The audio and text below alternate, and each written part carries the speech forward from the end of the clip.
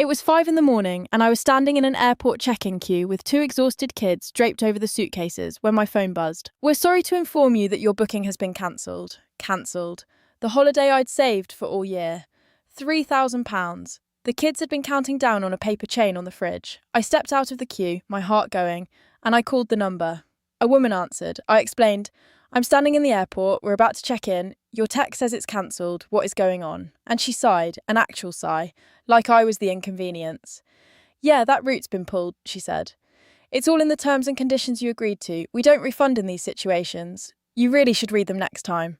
And then, I promise you this happened. She gave a little laugh, half a laugh, the laugh of someone reading off a script who has said this to 100 crying parents in airports and enjoys it a bit. "Is there anything else, she said. My kids were looking up at me from the suitcases. "No," I said, "nothing else, thank you." And I hung up, because I wasn't going to win this with a woman who laughs at people at 5 a.m. I was going to win it later, in writing, with the one thing she was completely wrong about. She thought their terms and conditions meant they could keep my £3,000. They did not. Here's what that woman on the phone was betting I didn't know. When you cancel a holiday, fair enough. You might lose money depending on the terms. But when the company cancels on you, that's a completely different thing. And no line in their terms and conditions can delete your legal right to a refund. Companies love to point at the small print like it's law. It isn't. Consumer law overrides unfair small print, not the other way round. For a package holiday like mine, flights and hotel booked together, the protection is even stronger. If the provider cancels, you're entitled to a full refund, and often to compensation on top for the disruption. So that it's in the terms and conditions line? Worthless. She was reading a script designed to make tired people give up. I took the kids home. I settled them, I made a cup of tea, and then I sat down and I wrote, not to the phone line, to the company's head office and their customer relations team. In writing, so there was a record. I set out the facts plainly. The booking, the amount, the fact that they had cancelled, not me, and cancelled the day of travel. I quoted the package travel regulations, the law that protects exactly this situation.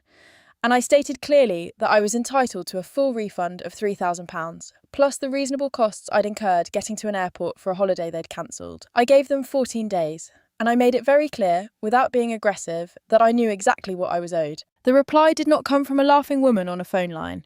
It came from their customer resolutions team, in writing, and the tone was a different planet from that 5 a.m. phone call. "We're very sorry for your experience. Having reviewed your booking, we can confirm you are entitled to a full refund.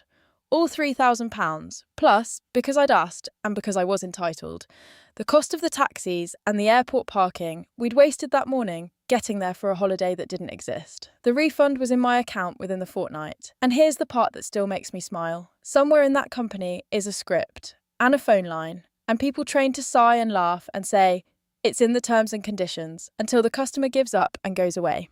It works on most people. That's why they do it. Most people hear a confident no and assume it's true. But the confident no on the phone and the actual legal position are two completely different things. The people who answer the phones are trained to defend the money. The law is on your side, and the law doesn't care how confidently someone laughs at you. My kids got their holiday, by the way. I rebooked with a different company 2 months later. The paper chain went back up on the fridge. And I never spoke to that laughing woman again. Because the moment it went in writing, to people who knew the law, she was nowhere to be found. When a company cancels on you and hides behind their terms, don't argue on the phone. Put it in writing, know your rights, and watch how fast the tone changes. Has a company ever laughed you off betting you didn't know your rights? Drop it in the comments. And if you want more complete stories with no part twos that never come, follow the page. New story every day.